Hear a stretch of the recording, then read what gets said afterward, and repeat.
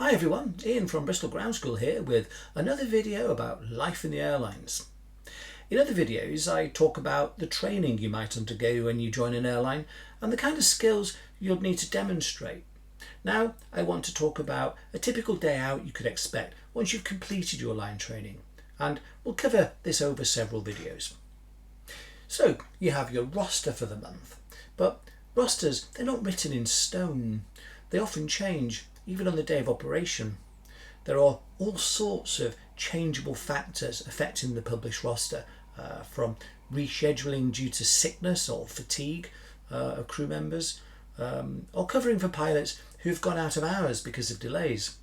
There are usually standby crews, but not always, and sometimes in periods of heavy disruption the company might use up all the standby crew it has, which means they have to start getting creative if they're going to crew the flights. Now that could mean swapping people around onto different flights than they're rostered for, and then perhaps cancelling less busy flights. Okay, so if you fly for an airline operating short to medium haul routes around Europe, say, then you can expect to fly up to 4 flights a day. I've done as many as 6 flights quite a few times, but this is less common these days, I think. But airlines, they do want to get as much out of their pilots as possible, so 4 sector days are usual. Really though, it depends on where you're based, because a base in the north of England, say Jet2 in Manchester for example, or a holiday charter airline may operate mostly 2 sector days, because destinations are often sunshine routes to Spain or Portugal or the Eastern Mediterranean. So these routes would need to be paired up with a shorter route, like a domestic route, but there are very few domestic destinations from Manchester or the Midlands, so it's difficult for the schedulers to pair up these longer routes with the shorter ones, which would then fit within the maximum duty period allowed. So how many sectors you fly a day does really depend on where you're based and the destinations served by that base. We've covered the crew room preparations in another video, so we're going to jump straight from there to the plane.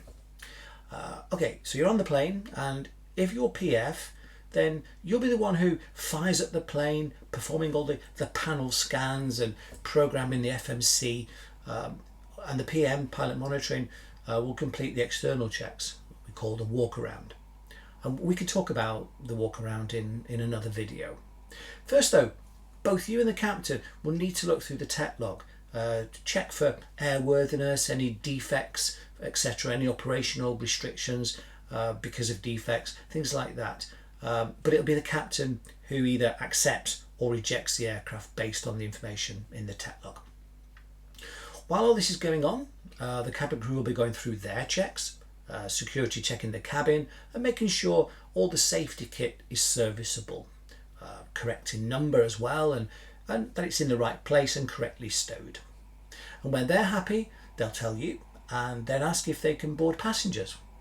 Now, it's likely in an efficient airline that the passengers will be already at the door, just waiting for the green light to board.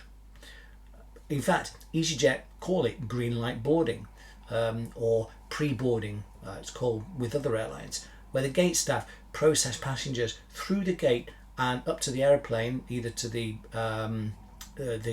end of the air bridge or onto coaches which will be waiting at the bottom of the air stairs if you're remotely apart.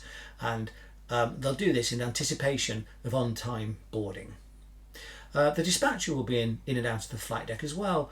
Their job is to manage the ground-based activities, the baggage loading, organising this pre-boarding, making sure you have pushback crew and the tug, etc., and marshal if necessary, and the refueler and so on. As far as the refueler is concerned, you as a crew, you don't have to pay for the fuel, of course, but you will probably have to sign for it. And with that in mind, at some point, the refueler will appear on the flight deck as well with his paperwork. And you'll know when this happens because there'll be a sudden and strong smell of kerosene on the flight deck.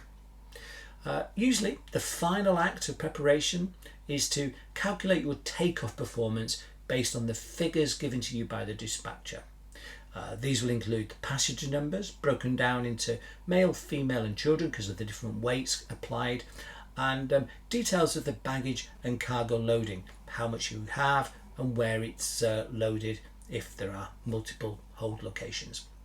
The captain will then sign the load sheet and send the dispatcher on his or her way, and this is what we mean when we say to passengers, we're just finishing off the last of the paperwork, which you often hear during the welcome on board PA. You'll tell the senior cabin crew member that they can close the doors, and if there are no delays and all the ground crew are in place, you can call for pushback. But what happens next? Well, we'll talk about that in another video. But for now, I'll leave you with that. Bye for now.